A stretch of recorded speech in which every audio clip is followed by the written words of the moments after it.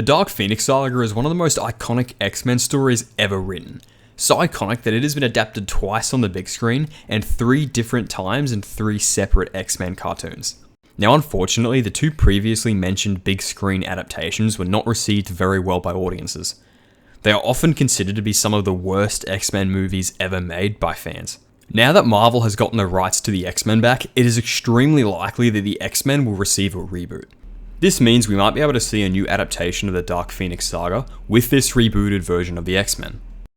The main problem with this, however, is that Marvel will need to come up with an adaptation that feels dramatically different to the previous versions made by other studios. Or they might just find themselves retreading old ground, much to the disappointment of fans and potentially creating a lack of interest from general audiences. With that in mind, I thought it would be fun to go over my idea for how Marvel could adapt the Dark Pheonix storyline whilst making it unique from previous big screen adaptations. The first thing I need to do is give you guys a brief overview of what my plan for the first 3 X-Men movies would be. The first movie is based under the assumption that mutants have only just started appearing on Earth, and would be mainly focused on introducing the X-Men. The 5 X-Men members I would have in this movie would be Cyclops, Nightcrawler, Storm, Kitty Pryde, and Jean Grey. See my video on X-Men in the MCU, which characters should Marvel use, for further explanation as to why I've picked these characters. The second movie would have the Brood as the main villains. The Brood are a race of insectoid parasitic aliens. They are a hive mind that follows the orders of their queen, and they reproduce by infecting a host with an egg. Once this egg hatches, it kills the host and mutates them into a brood themselves. They're kind of similar to the Flood from Halo in a way, just to give those of you who are unfamiliar with them an example. And the third movie would be the movie that actually deals with the Phoenix. To explain my plan properly, we have to start with movie 2. There are 2 reasons why I would use the Brood as the main villains of the second movie. 1, the Brood is an X-Men villain that no other movie has adapted, and secondly, it would allow for a reason for the X-Men to be in space. As during the original comic run, while the X-Men are in space, a chance encounter with a solar flare is what originally unleashes Jean's full power as the Phoenix. My idea for the conflict between the X-Men and the Brood would be as follows.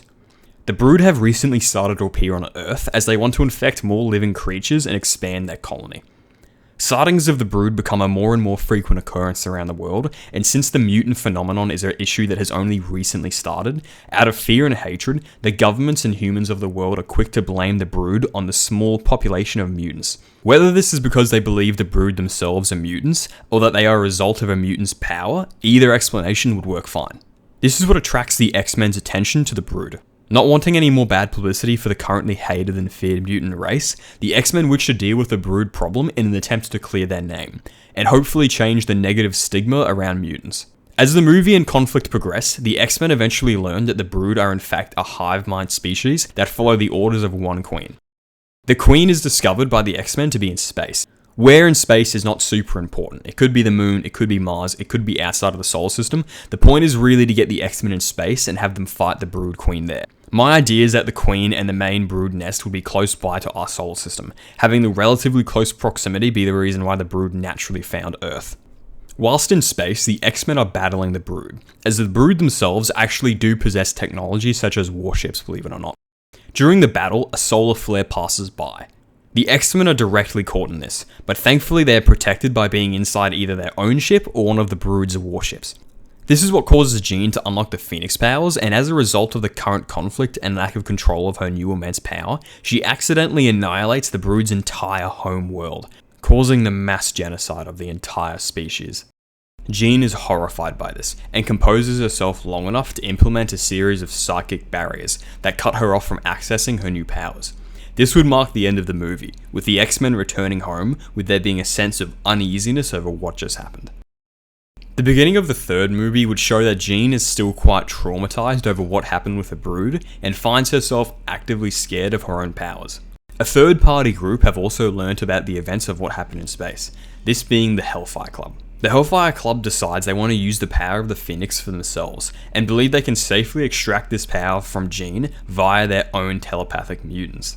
In the comics, the way the Hellfire Club originally get access to Jean is via a mutant that brainwashes Jean and makes her believe she is the Black Queen.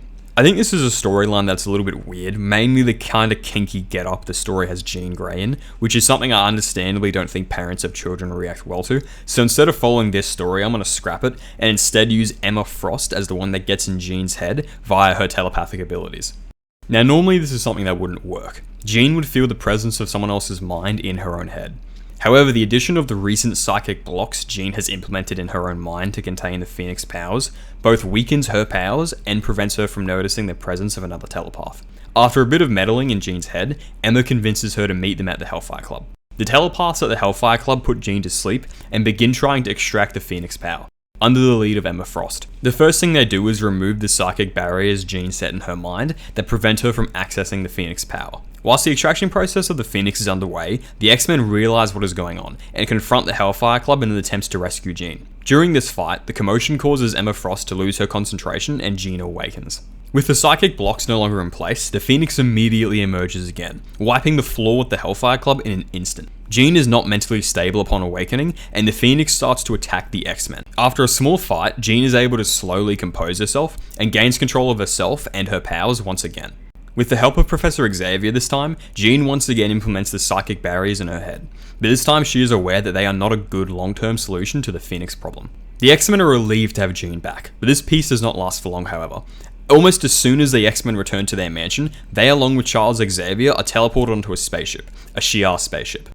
The Shi'ar are a humanoid race of aliens that are extremely technologically advanced and very militaristic by nature, conquering every world within their galaxy and forming the Shi'ar Empire. The Shi'ar are not happy with the decimation of the Brood's home world, not because of the loss of life of the Brood, but because they are afraid of the immense power that is currently sitting inside Jean. Think of it in terms of if your neighbour had a nuclear bomb sitting on their front lawn. Now they claim that they have complete control over it and nothing will go wrong, but this isn't exactly going to be enough to make you feel safe. The Shi'ar are so scared of this Phoenix power and what it could unleash on the universe that they want to execute Jean. Charles Xavier manages to convince the Shi'ar to give the X-Men a chance by telepathically showing them the memories they have of Jean and how she is a good and caring person. This convinces the Shi'ar to give Jean a chance, but only under one condition: a trial of combat. The Shi'ar conclude that if Jean and the X-Men are to be trusted with having the responsibility of this immense power, they need to be strong themselves. After an intense battle, it is clear that the X-Men are nowhere near capable of defeating the Shi'ar warriors, and are close to meeting death themselves. So in a moment of desperation to save her family, Jean undoes the psychic barriers in her mind, once again unleashing the power of the Phoenix. But this time with a difference: she seems to be in control of her powers. Now this is where I have two possible endings in mind. So before we get to them, I need to quickly add more context to why I chose the Brood to be in the storyline, and explain a part of the reason why Jean was originally killed off in the comics. Part of the reason why I had the Brood be the villains of the second movie is to keep the aspect of genocide that is in the Dark Pheonix Saga, without actually having such a horrible act committed against an innocent race. In the original comic, the planet that perished because of the Phoenix was a random innocent civilization.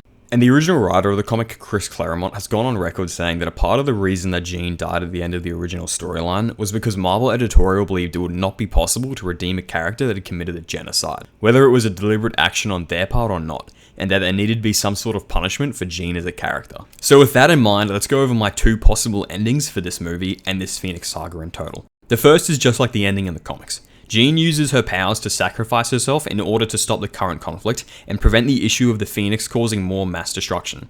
In this storyline, the fourth X-Men movie would have a very broken Scott and Emma Frost begin their relationship the same way they do in the comics. The second ending would have Jean use the Phoenix powers to decimate the Shi'ar warriors. Decimate, but not kill, showing that she has finally managed to gain control of her new powers in order to save the lives of her family. The Shi'ar would see that Jean does in fact have the Phoenix powers under control and agree to leave her and the X-Men in peace. In both endings, I would have Emma Frost join the X-Men. Being in Jean's mind earlier in the film had allowed her to see the memories that Jean has in her head of her family within the X-Men.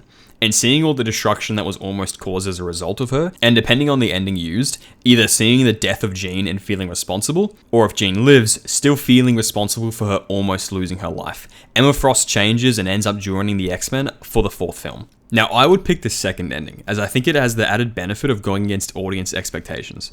Everyone that is familiar with this story knows that Jean Grey dies at the end. Both previous films tackling this storyline had Jean die at the end. And changing this ending would definitely make the movie feel more unique compared to other adaptations.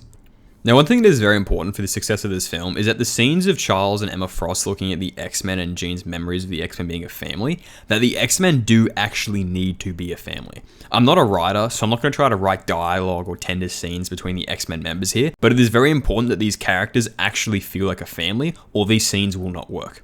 But anyway, guys, that's the end of this video. Let me know if you guys like my idea and what ending you guys would choose. If you have any notes or changes or ideas of your own, I'd love to read them in the comments below. But anyway, I'll see you guys later. Thanks for checking out the video. I'll see you next time. Peace.